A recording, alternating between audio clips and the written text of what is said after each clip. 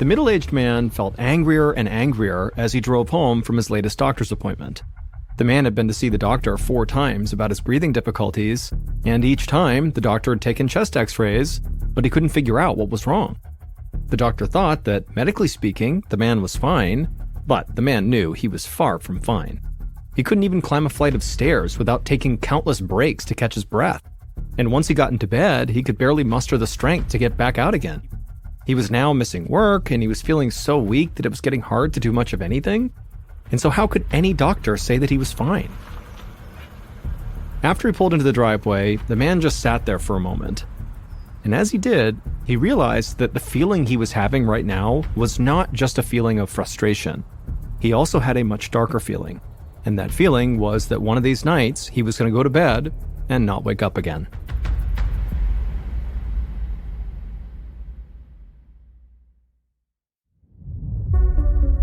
From Ballen Studios and Wondery, I'm MrBallen, and this is MrBallen's Medical Mysteries, where every week we will explore a new, baffling mystery originating from the one place we all can't escape, our own bodies.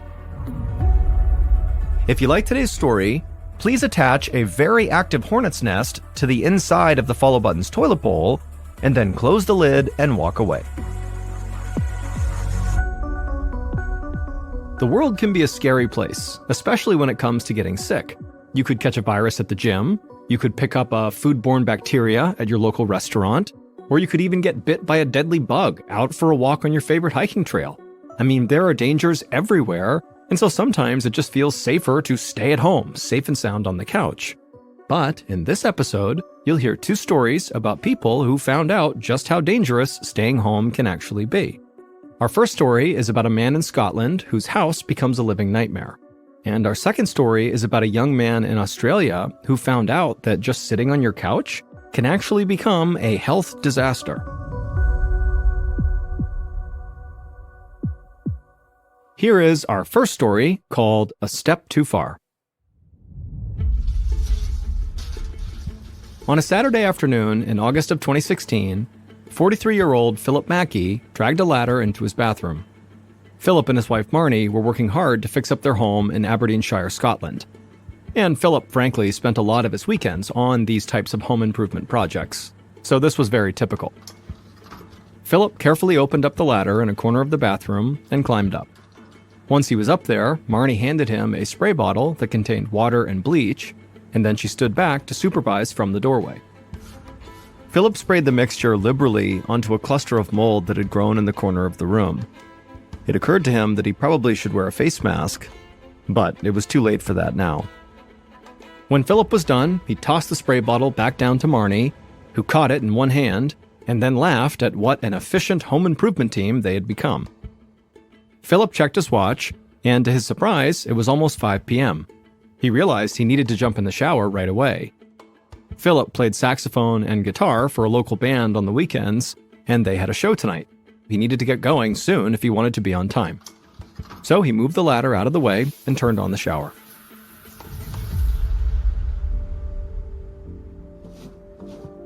"15 minutes later, Philip toweled off and pulled some clothes out of his closet. He laid them out on the bed next to their cat, who was fast asleep in a tight little ball. As Philip threw his shirt on, he took a moment to look around his bedroom. The fresh coat of paint that he and Marnie had applied to the room only a week ago made the room look so polished. They'd also hung new curtains and bought a cozy feather comforter and down pillows for the bed, and so they were really starting to turn their house into a home. Philip was now running late, so he buttoned his shirt as fast as he could as he hurried down the stairs. But when he got to the landing and reached for his jacket, he had to pause to catch his breath. Philip could feel his heart pounding. It had been a while since he'd been to the gym, but he hadn't realized he was this out of shape. He felt a little embarrassed, but he didn't have time to dwell on it. Philip was in a hurry, so he grabbed his jacket and headed out the door. By the time Philip walked into the pub down the road, his pulse was back to normal and he felt okay. The band would play a great show, but by the end of the show, Philip was once again totally out of breath.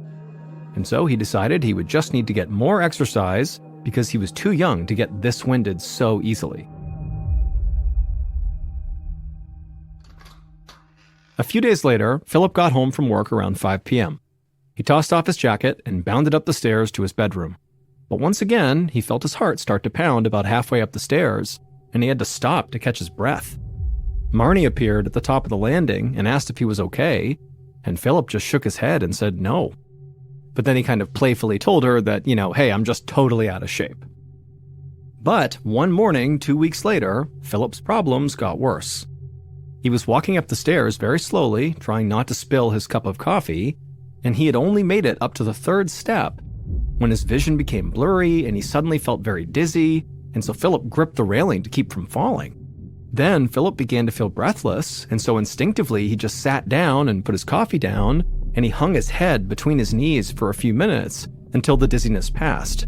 And then finally, when Philip was feeling normal again, but still just sitting there on the stairs, Philip was terrified, and so he rushed downstairs, he grabbed his phone, and he called the doctor to make an appointment. Later that week, Philip was sitting in his doctor's office. He had been coming to this general practitioner for years, and Philip trusted that he'd be able to help him. His doctor sat across from him on a stool, listening as Philip listed off his symptoms: shortness of breath, pounding heart, and dizzy spells. The doctor nodded and told Philip that he most likely had a lower respiratory infection. He said there'd been a virus going around recently, and a lot of his patients had chest congestion. He was going to run some blood tests as well, just to be sure it wasn't anything serious.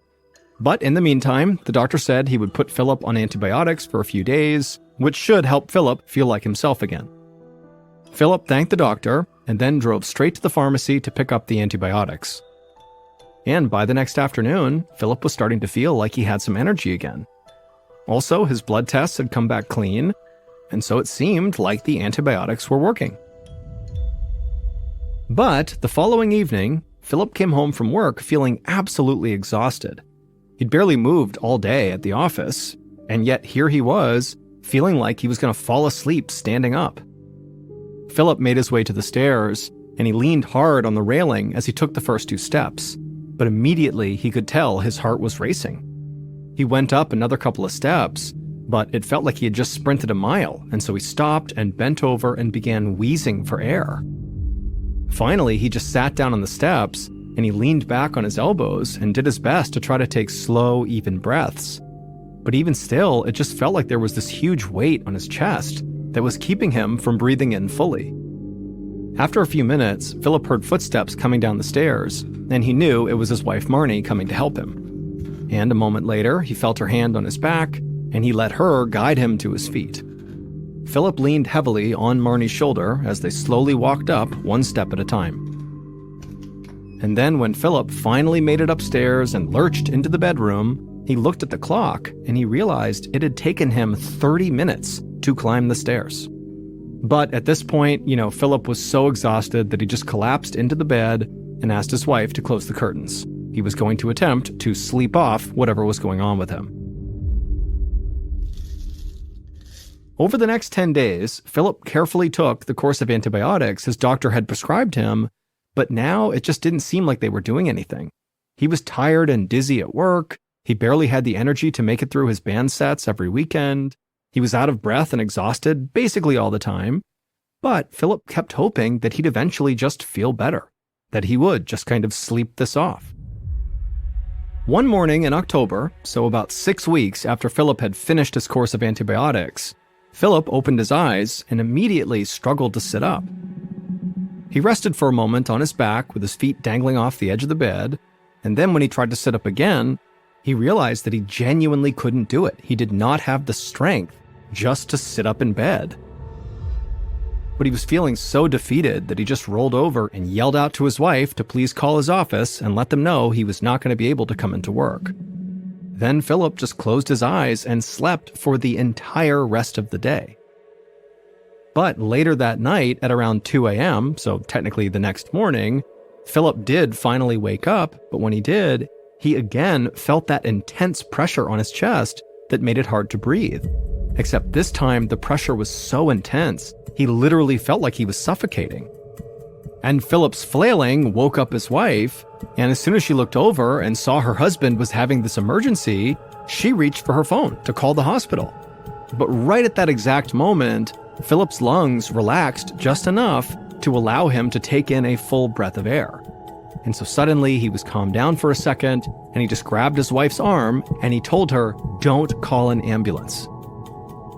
Marnie was caught off guard by his request, and so she flipped on the light and just stared at her husband, but she did put the phone down.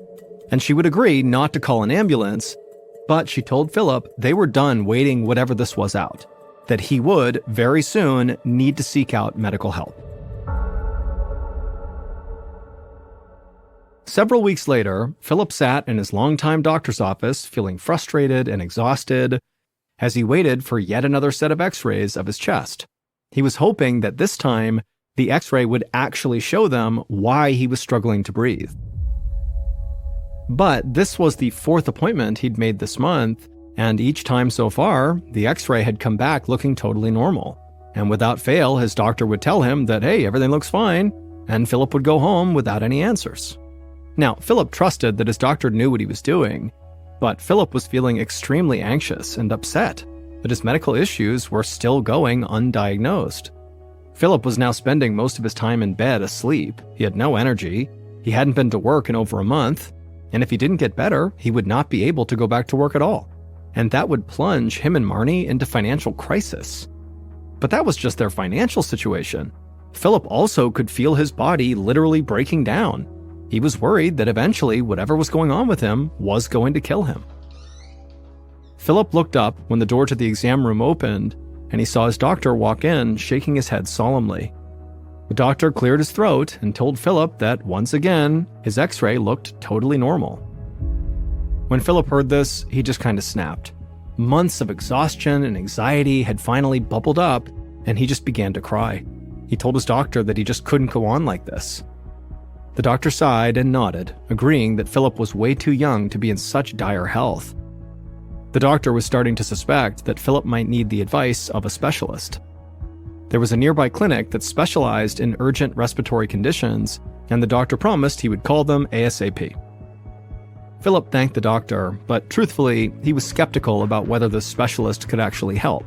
But at the same time, he welcomed a new perspective because he was starting to give up hope.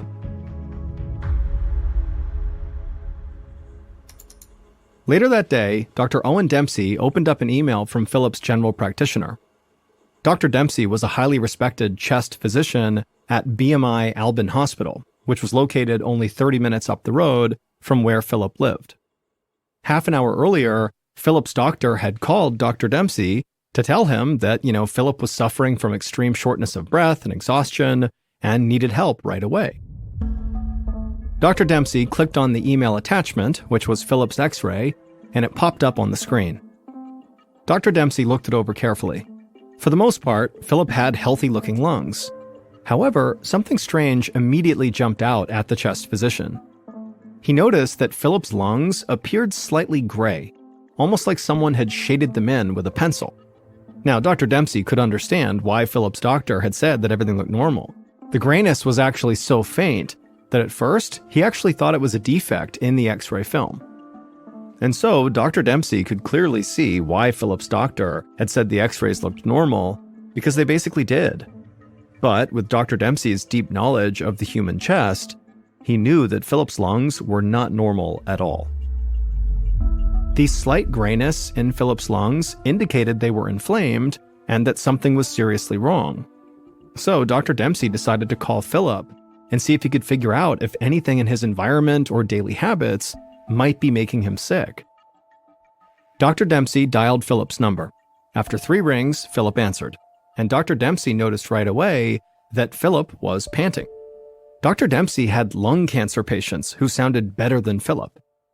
Philip explained that the reason he was currently so out of breath was because he walked through his house to answer the phone. That was it. Dr. Dempsey was shocked.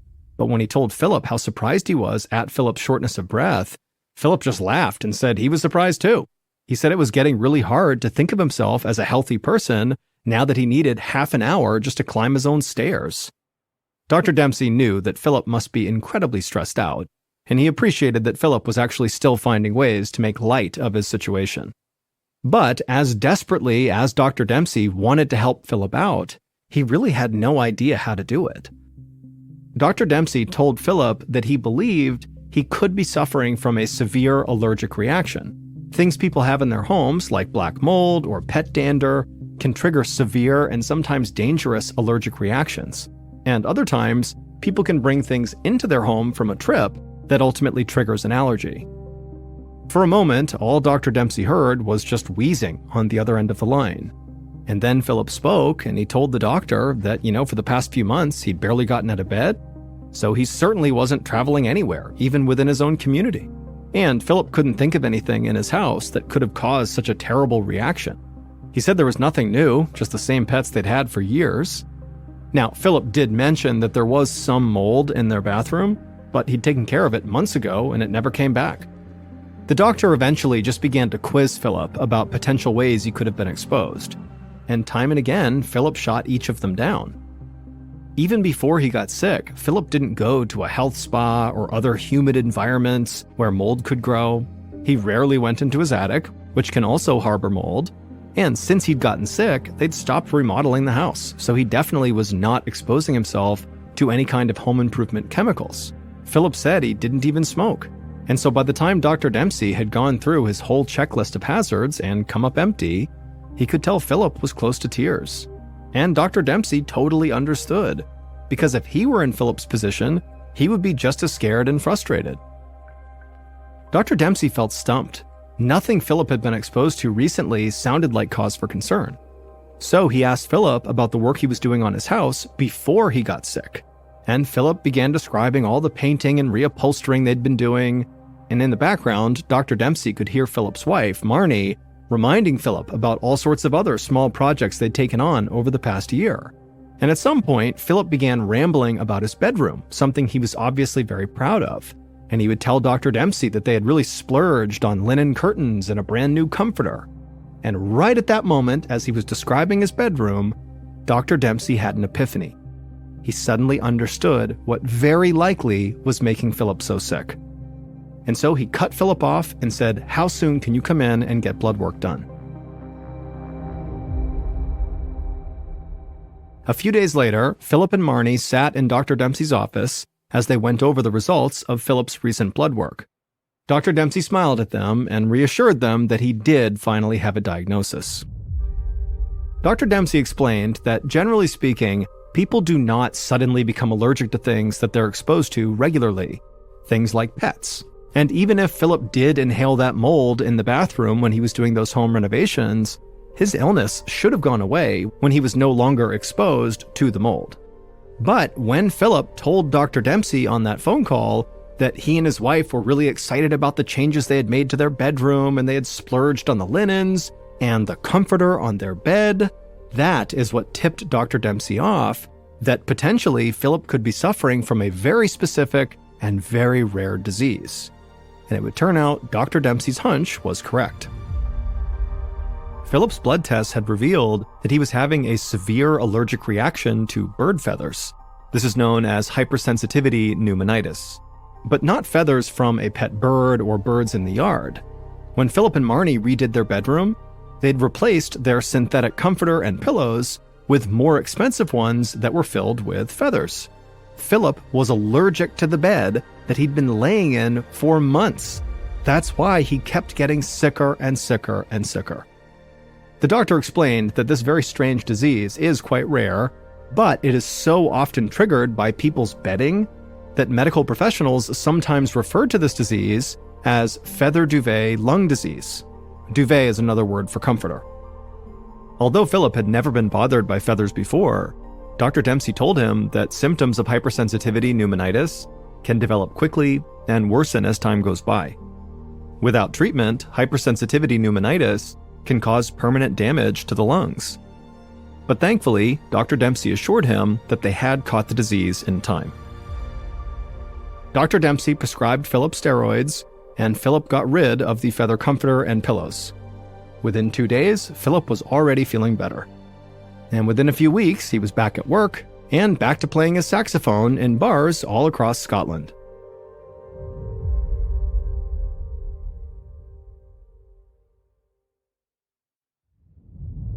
And now for our second story, which is called Dying of Boredom.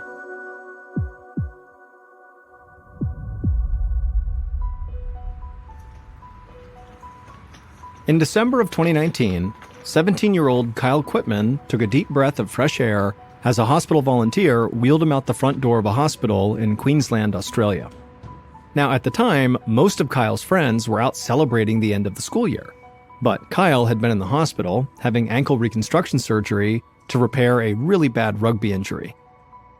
Kyle wished he could be at the beach right now with his friends, but after 3 days of being stuck inside the hospital, he was at least happy just to feel the sun on his skin.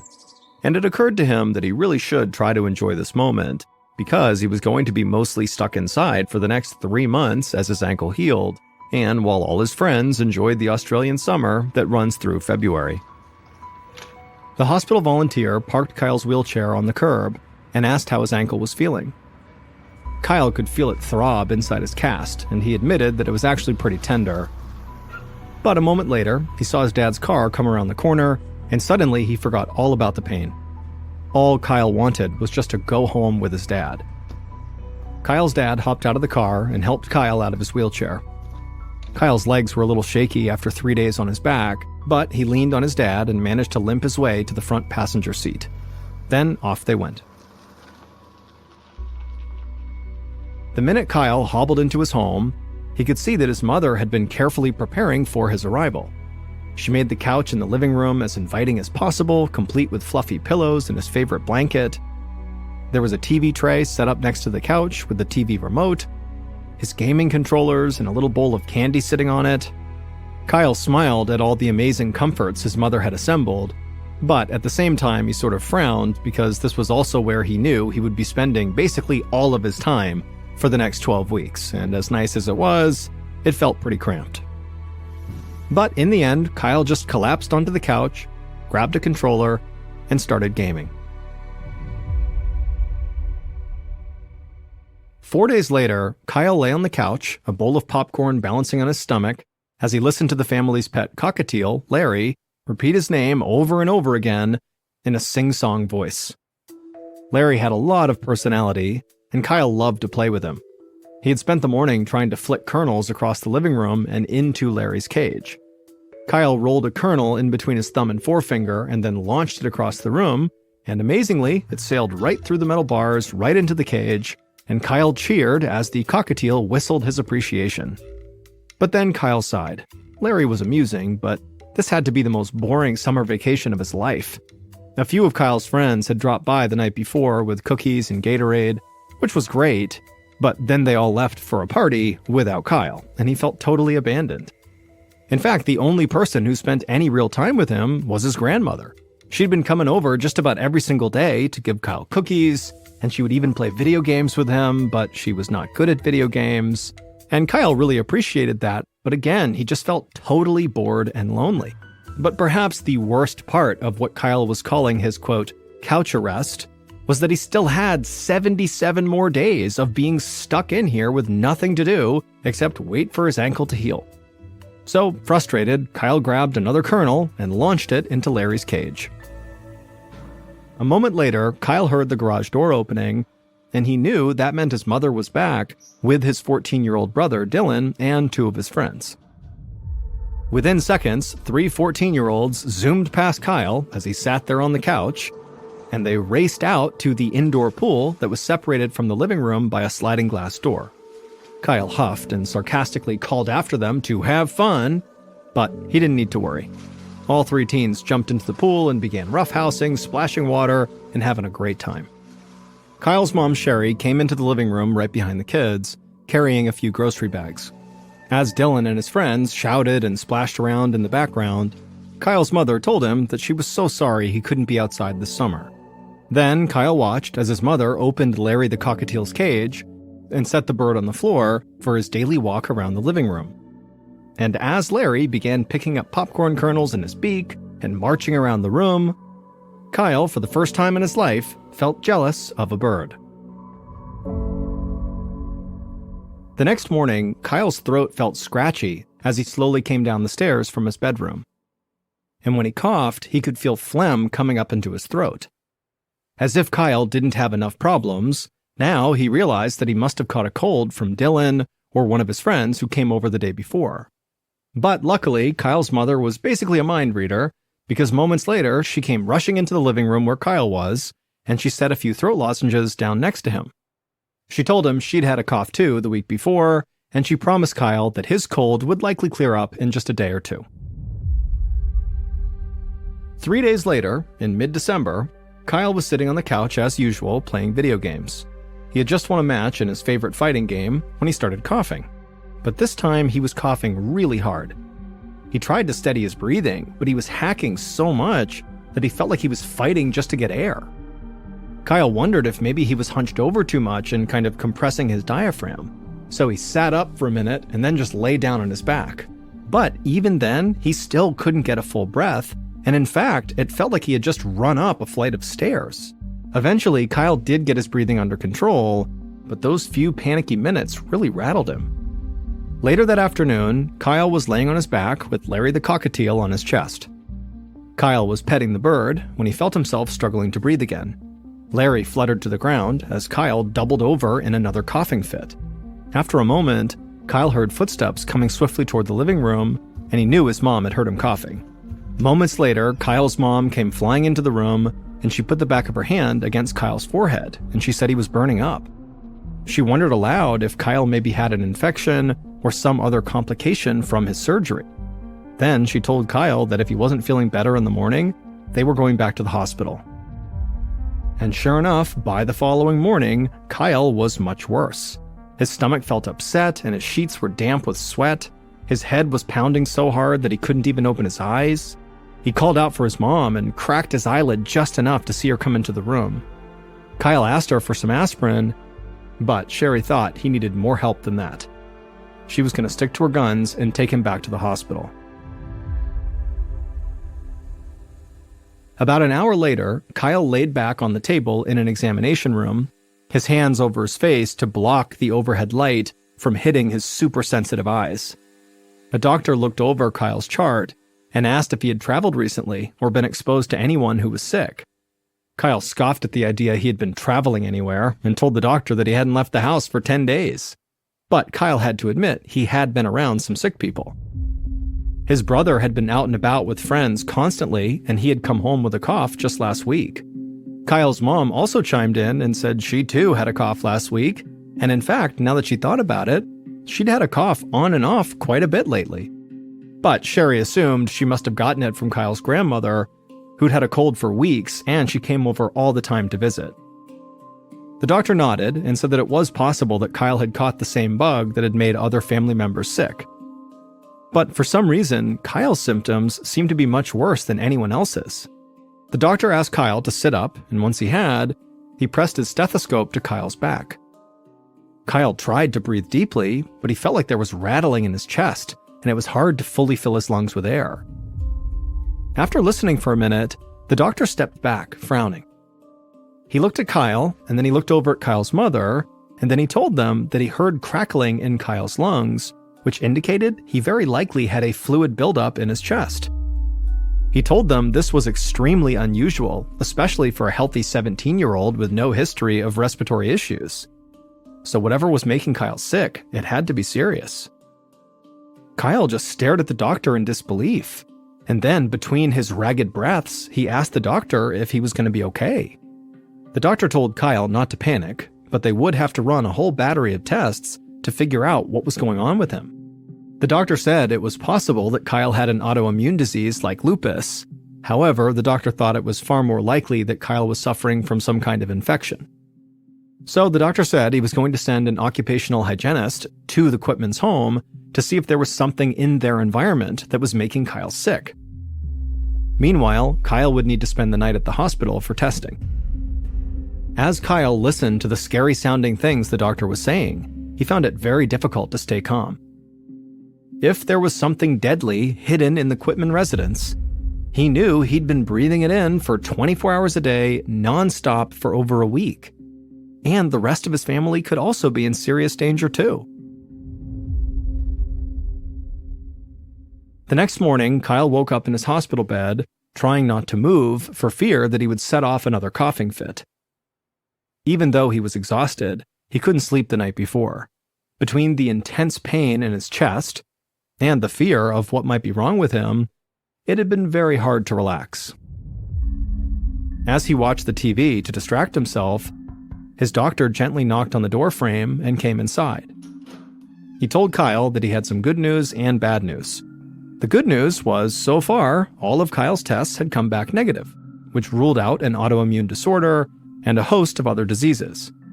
But the bad news was, the occupational hygienist had found some possible causes for what was making Kyle sick.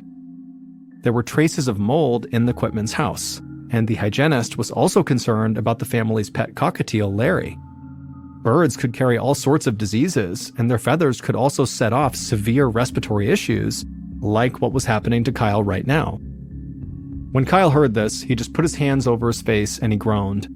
He had most likely been breathing in that mold around the clock, and Larry the cockatiel had been keeping him company the entire time. Kyle asked the doctor if they'd have to get rid of their beloved bird in order to get better. The doctor shrugged and said he couldn't be sure yet. To find out what was actually infecting Kyle's lungs, they would have to insert a tube into Kyle's lungs to take a sample of the fluids.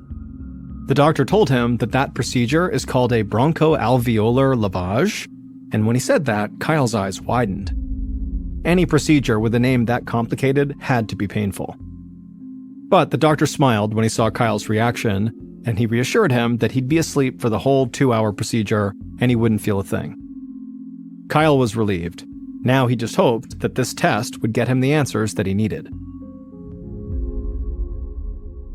Later that day, Kyle was back in his hospital room, still a bit groggy from the anesthesia from the procedure. But when the doctor came in, Kyle was aware enough to notice the very serious look on his doctor's face. The doctor said that, once again, he had good news and bad news. He said the good news was they found what was making Kyle sick, but it was not mold or Larry the cockatiel. For a moment, Kyle felt really happy that his beloved pet would not have to be exiled from the family home. But then the doctor told him the bad news. Kyle's lungs were infected with a toxic bacteria called Mycobacterium intracellular, which can be extremely dangerous. If left untreated, it could permanently damage his breathing and even cause heart failure.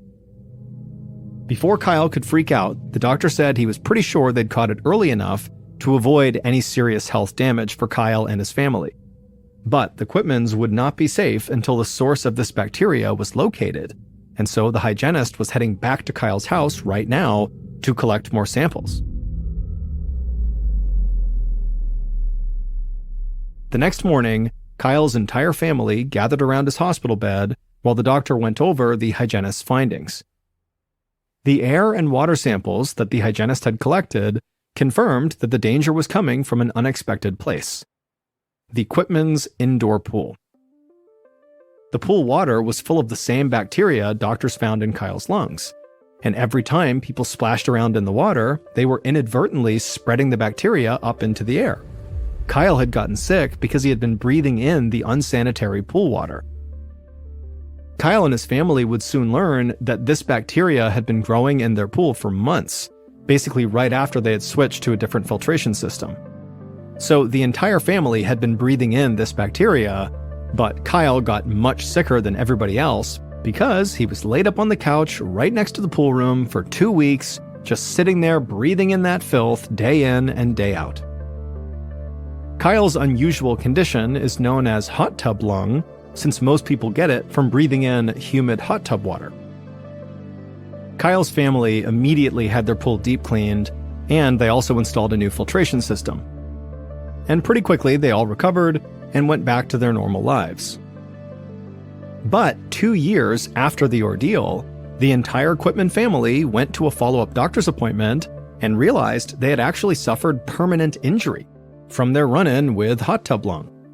Tests showed that all of their lungs now had a mild reduction in their ability to process poisonous carbon monoxide gas. It was a small but lingering reminder to make sure to always keep their pool nice and clean.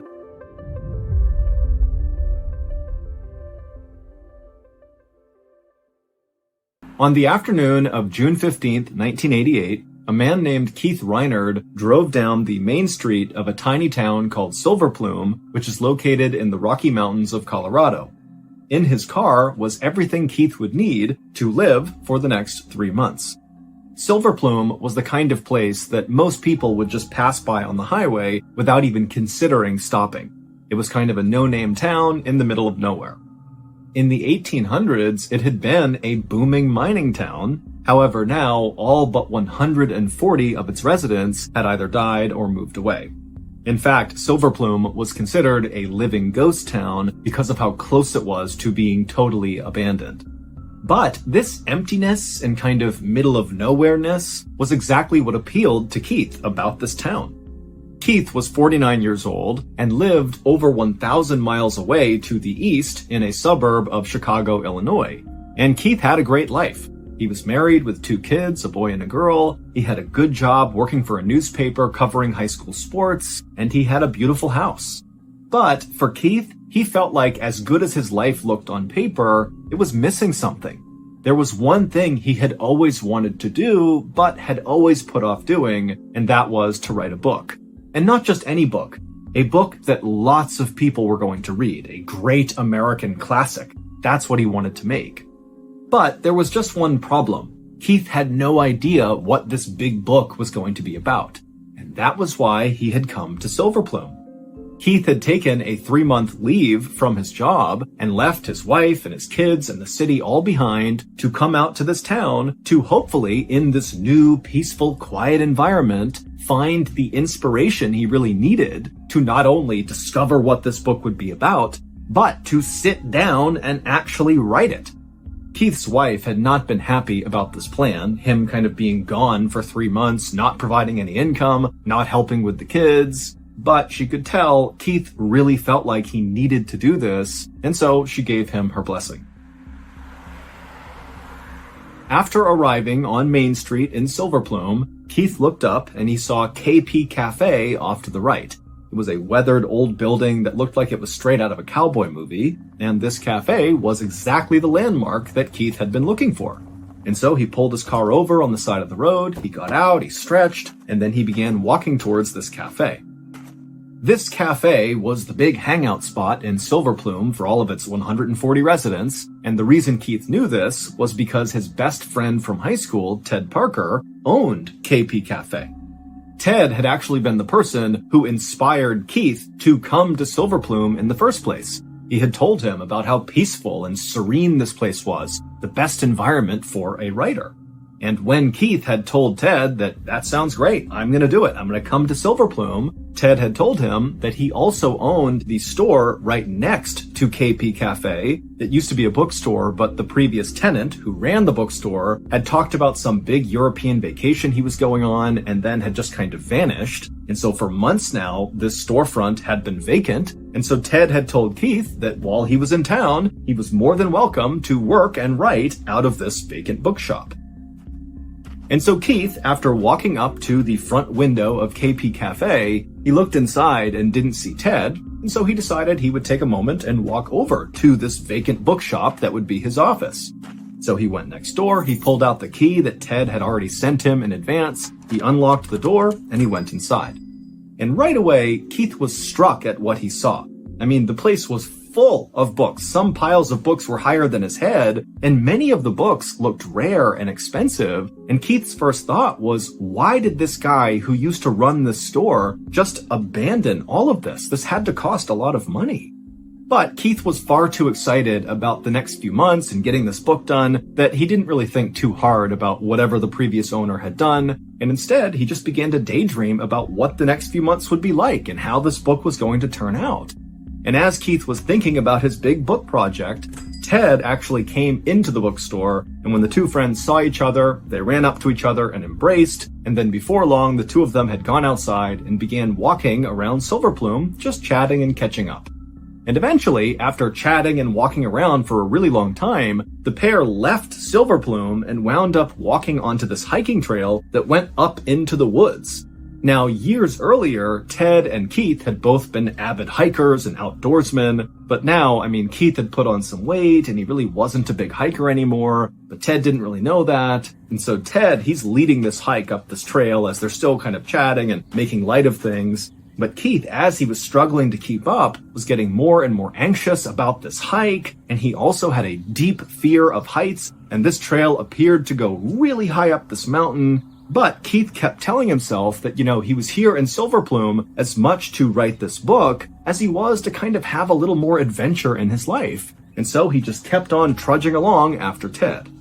But eventually, Keith just could not handle how high up they were getting. He was totally terrified of being able to see the valley way down below. And so he had a sort of panic attack where he lunged and grabbed a nearby tree and hugged it like it was the only thing keeping him from falling off the mountain. And when Ted turned around and saw Keith, he rushed over to him and said, "Don't worry, everything is okay." He convinced him to let go of the tree, and then very carefully, Keith and Ted walked back down the trail back into town. And when they got down there, Ted would tell Keith he was so sorry for putting Keith in such a stressful position, and Keith kind of brushed it off and said, "It's totally fine, no big deal." Even though this panic attack was very embarrassing for Keith, he wound up just kind of shifting his mental focus to getting settled into this new life he was going to be living for the next few months. And so along with this office space in this old abandoned bookstore that Keith would be using, he also rented a small apartment in the little church in town, and very quickly, Keith developed a sort of daily routine. He would get up early in his apartment, and he would make his way over to the bookstore, and he would sit down at his computer, and he would write all day. But even though Keith was doing a lot of writing, it was not productive writing. It was mostly Keith sitting down, trying to come up with the topic for his book, not being able to do it, and then he just sort of drifted off and began doing journal entries and writing snippets of poetry, and then before long the day was over and he had accomplished nothing. And so at the end of June, roughly 2 weeks after Keith had arrived in town, he was sitting at his computer one morning inside of the bookshop, unable to write anything productive, and he told himself, "You know what, I gotta do something to break out of this writer's block." Writer's block is when writers kind of hit a psychological wall and just can't seem to be creative. They can't write. And so Keith decided, in order to kind of get out of this funk, that he would go back up into the mountains again. He would face his fear of heights, and he would get to the summit, and that clean mountain air and all the nature around him would kind of bring him back to reality and give him the inspiration he would need to just write this book. And so Keith turned off his computer, he left the bookstore, he went back to his apartment in the church, he packed some sandwiches and some water into a backpack, and then he walked from the church apartment to the nearby trail that would lead out of Silver Plume and up into the forest and into the mountains. It was a hot day that day, but as soon as Keith was underneath the shade of all the trees, it was very cool, and the sounds of the birds and the insects and other animals all around him was very calming. But very quickly, Keith's hike went from very peaceful and relatively flat to very intimidating and very steep. But Keith, he was determined to do this hike. He felt like it was a critical step in the creation of this book. And so he just kept on going one foot after another, huffing and panting and making his way up this incredibly steep trail. And it was like with every step he took, he felt braver and braver. And suddenly he was able to look down at the valley below and not feel as frightened. And then at some point, as he was walking up, he saw all these scratch marks on a tree that were obviously from a mountain lion. But instead of Keith feeling scared, he felt more brave. He felt excited. He felt like this is what he came here for. This book and adventure kind of coming together in this moment. Finally, Keith made it to the top of this trail, and he found this incredible clearing that looked down over the town below. And in this clearing was a monument to a man named Clifford Griffin, who had died at this exact spot 100 years earlier. Keith knew Clifford's story. Back in 1887, when Silver Plume was a booming mining town, Clifford, who was a mine owner, came up to this exact spot in the mountains to play his violin. And then after playing it for a bit, he stopped and dug a grave, stood on the edge of it, shot himself, and fell into the hole. No one knew why he did that, but within a couple of years, the mining industry came to a halt in Silver Plume and everybody just kind of vanished. And very quickly, rumors began to swirl around the people who remained in Silver Plume, how, their town must be cursed. And maybe it was connected to what happened to poor old Clifford.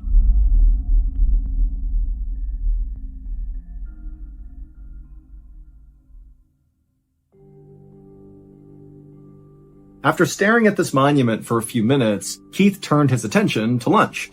He pulled off his backpack, took out a sandwich, and he began eating. And as he ate, he looked back at this monument and he thought of another strange silver plume story, except this one hit much closer to home. It was about the man who used to run the bookstore where Keith now did all of his writing out of.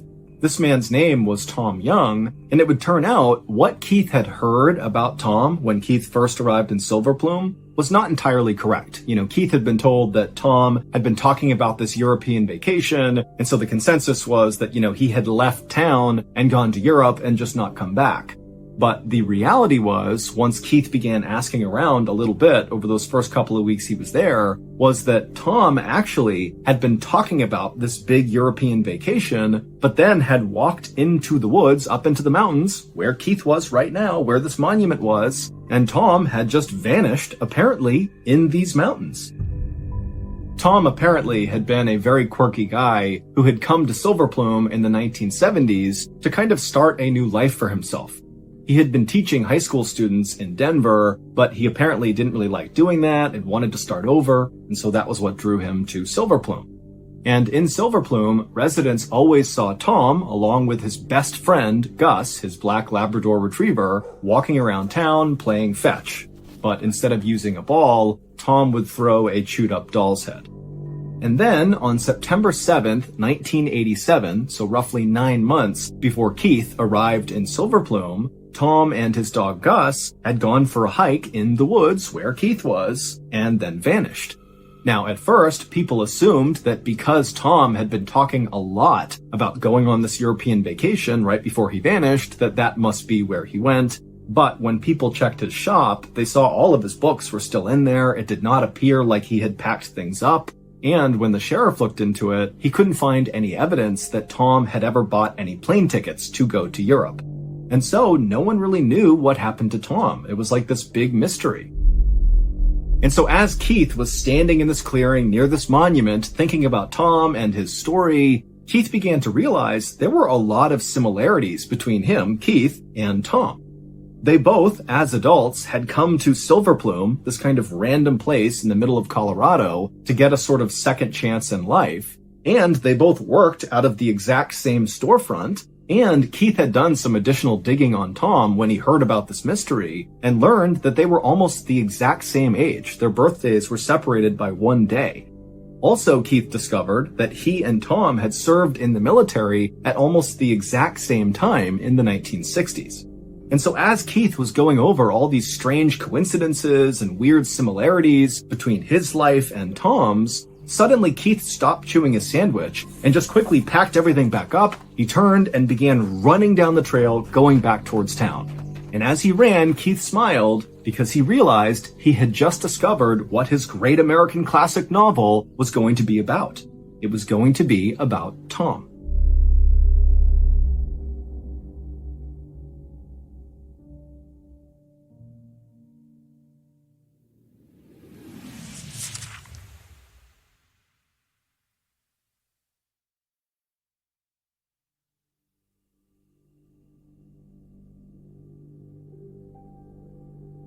For the entire month of July, all Keith did was write. He was in his office 7 days a week typing away, and then at night when he went back to his apartment, his neighbors would see the lights on all night long. At the end of July, so by this point Keith has been living in Silver Plume for about a month and a half, 2 hunters from Silver Plume began hiking up that same mountain trail that led up into the mountains and into the forest that Keith had gone on recently and found his inspiration for his novel. And so these 2 hunters, they're making their way up the trail, and at some point they leave the marked trail and begin kind of meandering through the trees. And as they're walking, they're kind of looking for a clearing to set up for the day. And at one point, one of the hunters happens to look up and he sees there's this really bright white thing sitting at the base of a tree in a clearing. And so these 2 hunters make their way up to this bright white thing, and as soon as they're looking down at it, they realize they have very likely stumbled on a crime scene. At their feet was this green tarp that was partially exposing this white skeleton underneath. And when they pulled back the green tarp a little bit, They saw it was a human skeleton and a dog skeleton kind of lying next to each other as if the two of them had lied down and died there. But what was immediately apparent to these two hunters is that both the human skull and the dog skull had gaping holes in them, like they had been shot. And several feet away from the skeletons was a rusted pistol. And so these two hunters, after staring at the scene in front of them for a couple of seconds, they took a mental note of where they were on the mountain, and then they turned around and headed back down to town to tell the sheriff. And when the sheriff went up with his deputies to go search the scene themselves, they very quickly identified that these remains belonged to Tom Young and his dog Gus. And the sheriff also found out that that pistol that was found several feet away from the two skeletons had been purchased by Tom just a few days before he had vanished. And so the sheriff decided that what must have happened is Tom brought his dog up into the mountains, and after shooting his dog, Tom turned and shot himself. This was a suicide, case closed. But this explanation didn't make any sense to the people of Silver Plume. First of all, Tom loved his dog Gus. Gus was basically like his child because Tom didn't have any other family, and so why would he hurt his dog? Also, Tom was not acting remotely like someone who was going to commit suicide in the days leading up to his death. People saw him at the grocery store buying a whole bunch of groceries. He talked endlessly about how excited he was about this big European vacation. And then there was this one other thing that also made suicide seem very unlikely. When those two hunters had discovered Tom and Gus, they were partially covered by that green plastic tarp. But it looked very much like the wind and kind of nature in general had blown the tarp off of them, revealing the white bones that the hunters had seen.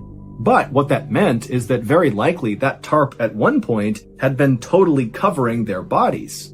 And so between that and the fact that the gun was located several feet away from where Tom was, it seemed to the people of Silver Plume that probably somebody else had shot and killed both Tom and Gus, covered them up with this tarp, and then dumped the gun several feet away.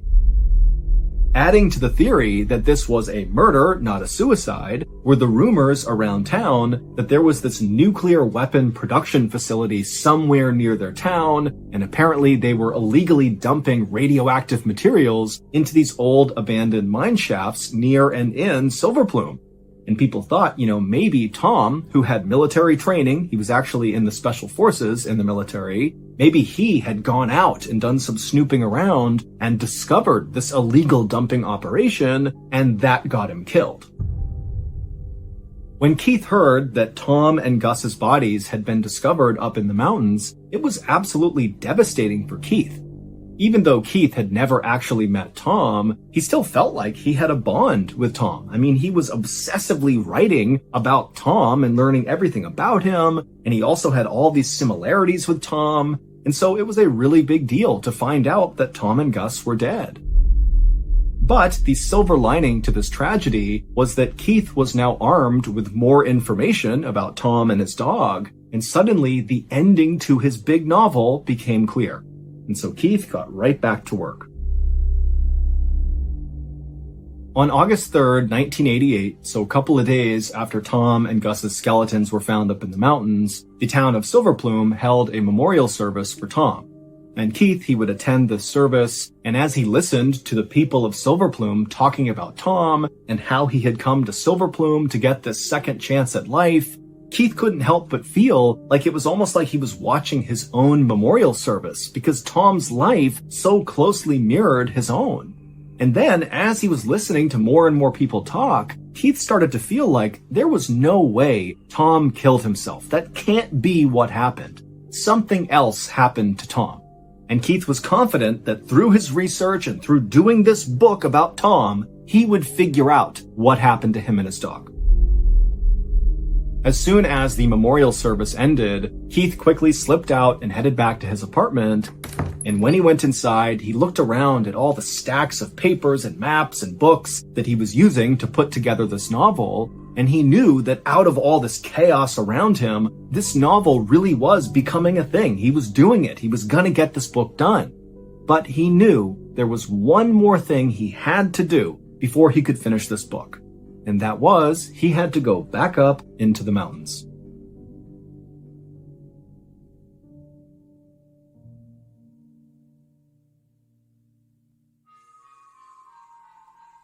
So, a few days later, on August 7th, at around 4:30 in the afternoon, Keith walked inside of KP Cafe and strolled up to the counter where his buddy, Ted Parker, was sitting there reading a book.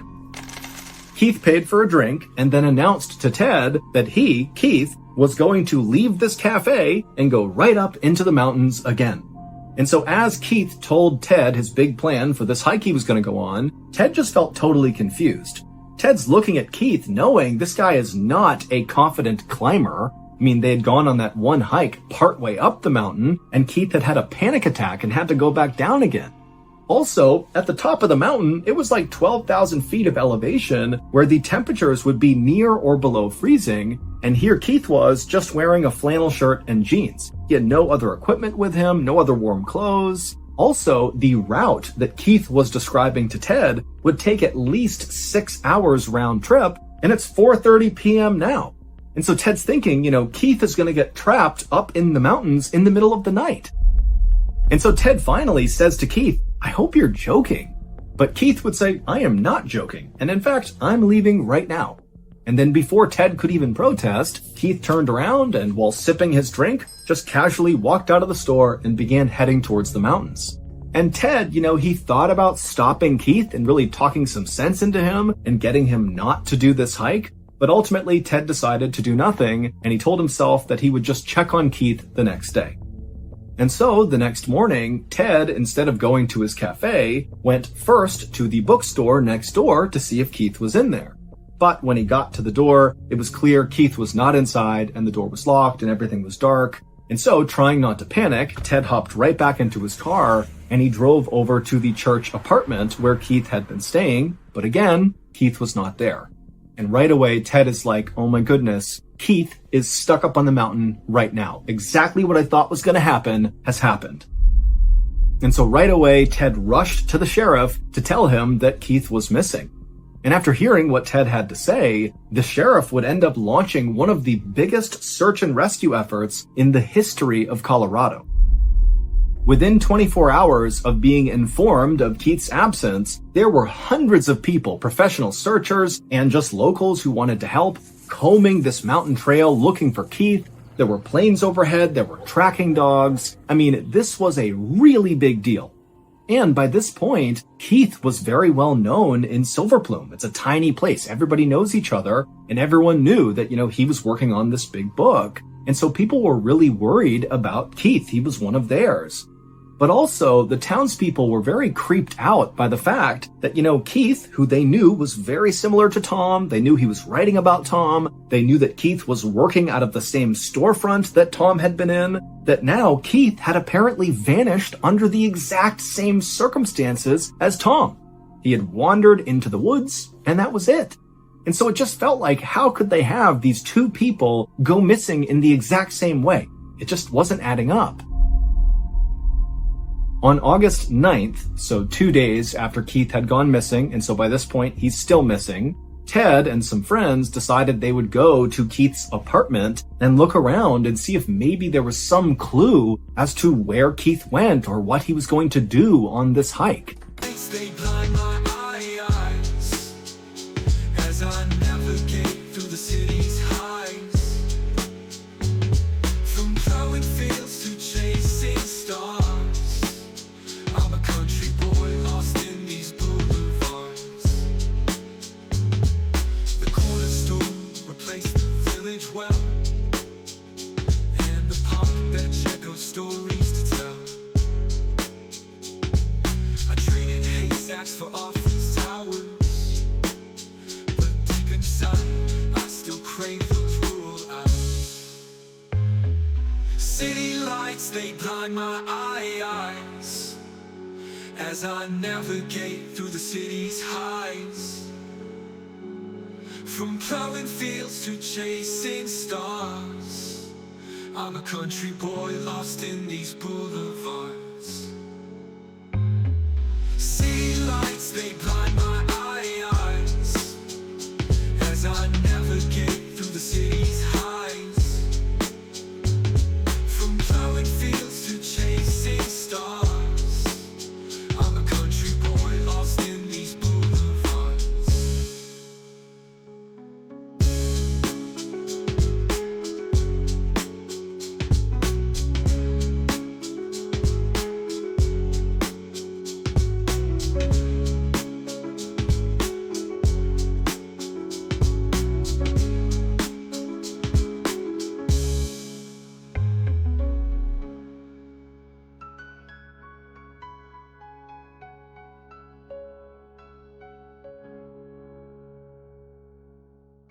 And so they went into his apartment, and Ted's friends began fanning out and looking in the bedroom and looking through all the papers and documents all over the floor, and Ted sat down at Keith's computer.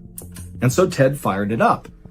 And as soon as it loaded, there was just this one document on the desktop, and it was the book that Keith was writing. And so Ted clicked on it. And right away, after reading just a couple of lines, he was yelling for his friends to come over here and look at this. And one by one, each of these guys came over and they just could not believe what they were looking at. From the first page of Keith's book, it was clear the setting for his book was Silver Plume, except he renamed it White Plume. He had created all these fictional characters as well that were obviously based on real people, but had renamed them as well. But that was not what shocked Ted and his friends.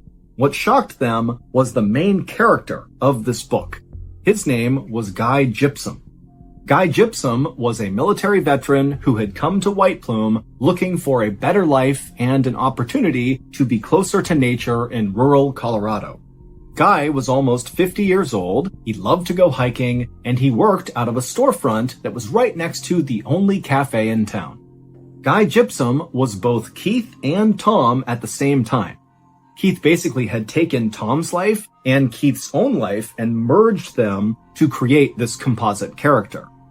And when Ted and his friends scrolled to the bottom of this document, they realized that Keith had written an ending for Guy Gypsum's character.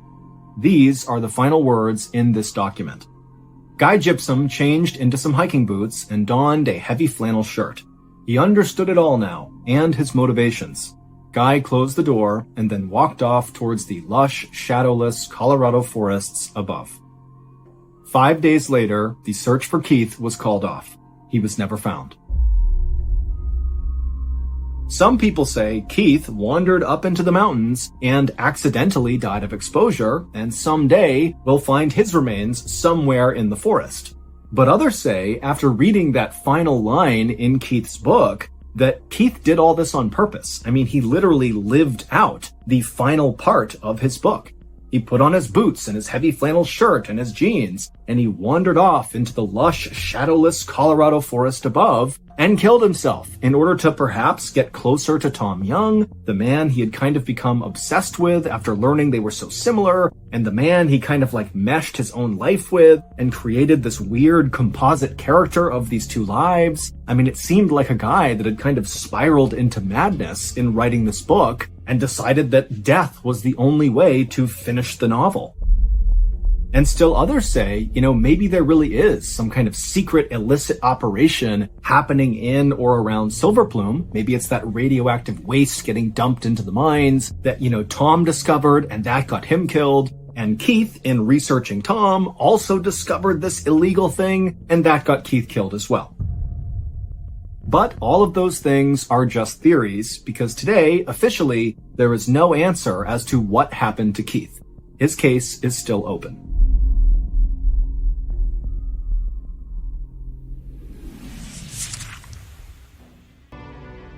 Thank you for listening to the MrBallen podcast. If you enjoyed today's story and you're looking for more bone-chilling content, be sure to check out all of our studio's podcasts. Those are MrBallen's Medical Mysteries, Bedtime Stories, and Runful. Just search for Ballen Studios wherever you get your podcasts and you will find all of them. Also, there are hundreds more stories like the one you listened to today, but in video format on our YouTube channel. And our YouTube channel is just called MrBallen. Go check it out. So that's going to do it. I really appreciate your support. Until next time, see ya.